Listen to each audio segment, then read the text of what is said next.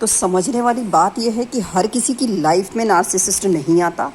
हमें ये चेक करना है कि जब नार्सिसिस्ट हमारी लाइफ में आया, उसने एंट्री की, जिस दिन उसने एंट्री की थी, ये लोग चेक करेंगे जिन जिन लोगों की लाइफ में नार्सिसिस्ट चल रहा है, उस दिन हम किस एनर्जी पर थे, हमारी एनर्जी क्या थी, क्या हम पावरफुल थे, क्या हम उन चीज़ों को समझते थे जो आज समझ रहे हैं? नहीं समझते थे ना। तो हम किस एनर्जी पर थे, हम किस वाइब्रेशन को जी रहे थे, हम लो वाइब्रेशन पर थे या हाई वाइब्रेशन पर थे, हमारी अपनी एनर्जी क्या थी कि हमने उनको अट्रैक्ट किया। सभी लोगों की लाइफ में नार्सिसिस्ट नहीं होता है, वीक लोगों की लाइफ में ही नार्सिसिस्ट होता है, जो कंफ्यूज जल्दी होते हैं, जो जिनको थोड़ा सा अटेंशन सीकर्स होते हैं कि अटेंशन चाहिए उनको, थोड़ा सा प्यार चाहिए उनको, थोड़ा सा केयर चाहिए उनको, थोड़ा सा ध्यान चाहिए उनको, है ना, कि कोई मुझे पूछता नहीं है, कोई मुझे समझता नहीं है, ऐसे लोग वैलिडेशन ढूंढ रहे होते हैं। तो उन्हीं लोगों की लाइफ में नार्सिसिस्ट होता है। हमें यही चेक करना है कि हम किस एनर्जी पर थे कि हमारी लाइफ में नार्सिसिस्ट आया। ये बहुत ज़रूरी होता है समझना। हर किसी की लाइफ में नार्सिसिस्ट नहीं होता है। और इसमें सबसे ज़्यादा ज़रूरी जो समझने वाली बात है, अवेयरनेस। पहला सॉल्यूशन क्या है? फर्स्ट सॉल्यूशन, अब इसके सॉल्यूशंस पर आते हैं।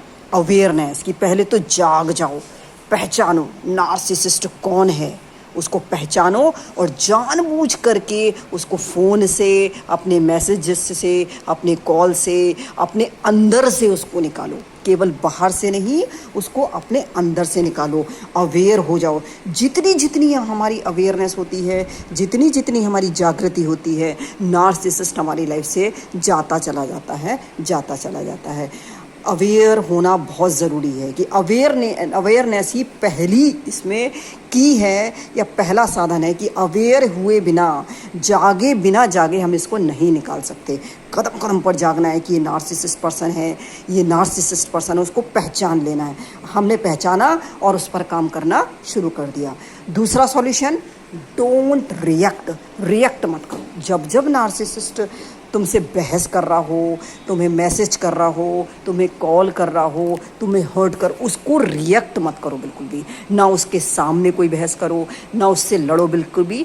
और अंदर भी, एक तो रिएक्शंस बाहर होते हैं, मैं ओवर एंड ओवर बताती हूँ, एक रिएक्शंस अंदर होते हैं कि हम उनके बारे में बार बार सोच रहे होते हैं, बार बार फील कर रहे होते हैं। तो रिएक्शंस होते हैं जब हमारी फीलिंग में आते हैं, जब हमारी थिंकिंग में आते हैं, वो हम पर इम्पैक्ट बहुत डालते हैं। उनकी एनर्जी और हमारी एनर्जी आपस में कोलाइडेड हो रही होती है, टकरा रही होती है। कभी वो, अगर जब हम उनके बारे में सोच रहे हैं तो वो भी हमारे बारे में ही सोच रहे होते हैं। तो उनके साथ एनर्जी एक्सचेंज नहीं करनी है, उनके बारे में नहीं सोचना है। जब जब उनका थॉट आए, सीधे बोलो, डोंट रिएक्ट करना ही नहीं है। और सामने से बहस भी बिल्कुल नहीं करनी, हमें जीतने की कोशिश नहीं करनी, हमें उनको हराना नहीं है, हमें उनको जवाब नहीं देने हैं, हमें उनको साइलेंट होकर उनकी लाइफ से चुपचाप से, उनको पता भी ना चले, एक गेम खेलना है और उनकी लाइफ से साइलेंटली धीरे धीरे धीरे धीरे धीरे धीरे निकल जाना है। वो बहुत बड़ा गेम खेलते हैं, मेंटल गेम, इमोशनल गेम। हमें भी एक गेम खेलना है कि उनको ये ना पता चले कि हम उनको समझ रहे हैं, उनकी सारी चालों को समझ रहे हैं, कब वो क्या कह रहे हैं, उनके पीछे से इरादे क्या हैं, हम पूरा का पूरा उन्हें समझ रहे हैं। ये बात उनको पता ही नहीं लगने देनी। और बहुत क्लोज अगर नार्सिसिस्ट है, उनके सामने थोड़ा सा मतलब कभी बटरिंग करनी पड़े तो कर दो, बोलना पड़े तो बोल जाओ, इस तरीके से भी होता है। मतलब सामने उनको बिल्कुल मत फील होने दो। कुछ भी कहना पड़े, थोड़ा बटरिंग करनी पड़े, उनकी तारीफ़ करनी पड़े तो कर दो, क्योंकि नार्सिसिस्ट तारीफ़ों का भूखा होता है। ये पॉइंट अंडरलाइन करिए, नार्सिसिस्ट तारीफ़ों का भूखा होता है। उसको तारीफ़ चाहिए और कुछ नहीं चाहिए, अपनी बड़ाई चाहिए। तो उनकी बड़ाई कर दो, उनकी तारीफ़ कर दो सामने से, लेकिन अंदर से उनको चालाकी के साथ, कृष्ण चालाकी सिखाते थे, भगवान कृष्ण, कि नार्सिसिस्ट के साथ कैसे चालाकियाँ करनी है। चालाकी के साथ उनको समझते रहो और उनको ये मत फील होने दो कि हम तुम्हें समझ रहे हैं, हम तुम्हें जान रहे हैं। तो डोंट रिएक्ट और डोंट डिस्कस दूसरा सॉल्यूशन है। आगे सॉल्यूशंस क्या है? नेक्स्ट, मेडिटेशन में बैठिए, चाहे 5 मिनट बैठिए। मेडिटेशन में जब हम बैठते हैं तो हमारी जो एनर्जीज़ उनसे टकरा रही हैं, जब हम मौन होकर के बैठते हैं तो हम शांत होने लगते हैं, हम प्योर होने लगते हैं और हम जो है प्रोटेक्टेड भी होने लगते हैं। सबसे बड़ी चीज़ है मेडिटेशन में प्रोटेक्शन शील्ड मिलती है। I am safe, I am safe, I am loved, I am divinely protected, I am divinely saved. इस तरह के कुछ अफर्मेशन जब हम बोल रहे होते हैं तो हम प्रोटेक्टेड हो जाते हैं। कुछ डिवाइन एनर्जीज हमारे आसपास आती हैं, हमारी हेल्प करती हैं और हम प्रोटेक्टेड होते चले जाते हैं, होते चले जाते हैं। एक प्रोटेक्शन शील्ड, एजोटेरिक सिस्टम से प्रोटेक्शन शील्ड, डिवाइन एनर्जी से प्रोटेक्शन शील्ड हमें मिलता ही मिलता है। कदम कदम पर हमारी मदद कर रही होती है वो एनर्जीज जो दिखाई नहीं देती। कभी किसी टीचर को भेजती हैं, कभी बुक में भेजती हैं, कभी यूट्यूब पर कुछ आ जाता है। तो ये ऐसे ही नहीं होता है कि तुम बहुत लकी हो, तुम बहुत जानते हो, तुम बहुत ग्रेट हो, ऐसा कुछ नहीं है। डिवाइन एनर्जीज, पूरा यूनिवर्स हमें नार्सिसिस्ट से बचाने के लिए हेल्प कर रहा होता है जब हम खुद पर काम करते हैं। नार्सिसिस्ट को ब्लेम नहीं करना, उसको कर्स नहीं करना, लेकिन हमें समझना है कि हमें खुद पर काम करना है, ये हमारी ही कमजोरियां हैं। तो मेडिटेशन और प्रोटेक्शन शील्ड में रहना, अपने आप को प्रोटेक्ट करना। प्रोटेक्ट कैसे करना है? हमेशा स्ट्रॉन्ग अफर्मेशन बोलने हैं। मैं हमेशा जीतता हूँ, मैं नार्सिसिस्ट से दूर हूँ, मैं हमेशा सेफ हूँ, मैं हमेशा सफल हूँ, मेरे अंदर सारी कमजोरियाँ दूर हो चुकी हैं। अच्छे अच्छे अफर्मेशन करने हैं। नेक्स्ट सॉल्यूशन पे आते हैं, गॉड ब्लेस देम। बहुत बड़ा सूत्र है जो मैंने बहुत बहुत यूज़ किया है फॉर अ लॉन्ग टाइम, कि जब भी उसका थॉट आ रहा हो नार्सिसिस्ट पर्सन का, God bless him, God bless her, जिसकी वजह से मेरी एनर्जीज ठीक हो रही हैं, जिसकी वजह से मेरे पैटर्न्स ठीक हो रहे हैं, जिसकी वजह से मैं ये बनता चला आ रहा हूँ। नार्सिसिस्ट से जो एक युद्ध होता है, एक वॉर होता है, वो स्पिरिचुअल वॉर होता है।